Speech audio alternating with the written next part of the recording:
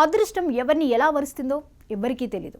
లక్ష్మీదేవి తలుపు తట్టినప్పుడే డోర్స్ తీయాలి, లేకుంటే మళ్ళీ ఆ లక్కీ ఛాన్స్ రాదు. అలా వచ్చిన అవకాశాన్ని అందిపుచ్చుకున్నప్పుడే కోటీశ్వర్లు అయిపోతారు. అలా వచ్చిన కోట్ల సంపదను ఒడిసి పట్టుకున్నాడు. టెక్నికల్ ఇష్యూతో తన ఖాతాలోకి వచ్చిన డబ్బును ఇన్వెస్ట్ చేసి కోట్లు సంపాదించాడు. అది కేవలం 20 నిమిషాల్లోనే జరిగిపోయింది. సాధారణంగా ఎవరైనా అంత పెద్ద మొత్తం ఖాతాలో అమౌంట్ పడితే భయపడతారు లేదా సైలెంట్గా ఉంటారు. కానీ గజానన్ రాజ్గురు ఒక ప్రొఫెషనల్ ట్రేడర్ కావడంతో ఆ సొమ్మును స్టాక్ మార్కెట్లో పెట్టుబడిగా పెట్టి రిస్క్ చేసి కోట్లు సంపాదించాడు.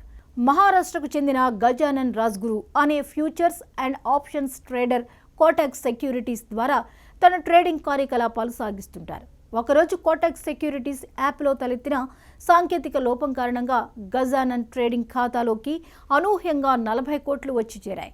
తన ఖాతాలో ఉన్న బ్యాలెన్స్ చూసి ఒక్కసారిగా షాక్ తిన్న గజానన్ అది సాంకేతిక తప్పిదమని గ్రహించినప్పటికీ ఆ అవకాశాన్ని వదులుకోవద్దని నిర్ణయించుకున్నారు. స్టాక్ మార్కెట్ అనేది అంచనాలకు అందని ఒక సముద్రం.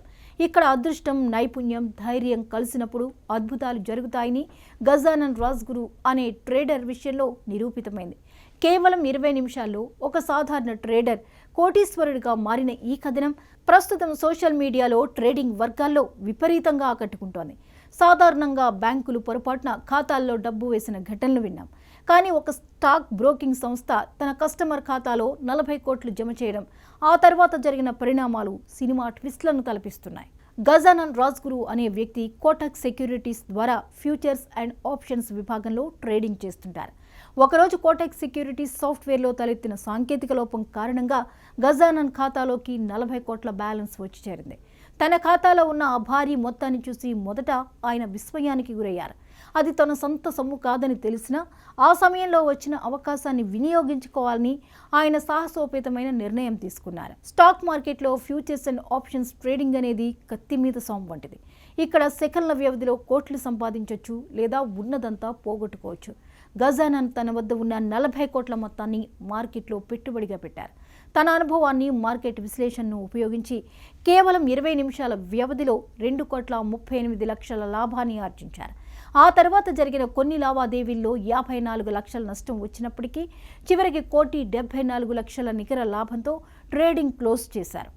విషయం తెలుసుకున్న కోటక్ సెక్యూరిటీ సంస్థ వెంటనే స్పందించింది. సాంకేతిక లోపం వల్ల పంపిన 40 కోట్లను తిరిగి తీసుకోవడమే కాదు, ఆ డబ్బు ద్వారా గజానన్ సంపాదించిన లాభాన్ని కూడా తమకే ఇవ్వాలని పట్టుబట్టింది. రాజ్గురు ఖాతా నుండి మొత్తం సొమ్మును సంస్థ వెనక్కి తీసుకుంది. దీనిని సవాల్ చేస్తూ గజానన్ న్యాయ పోరాటం మొదలుపెట్టారు. కింది కోర్టుల్లో ఆయనకు అనుకూలత లభించకపోయినా పట్టు వదలకుండా బాంబే హైకోర్టును ఆశ్రయించారు. బాంబే హైకోర్టు ఈ కేసులో అత్యంత కీలకమైన తీర్పును వెలువరించింది. కోర్టు తన తీర్పులో 2 ముఖ్యమైన పాయింట్లను ప్రస్తావించింది.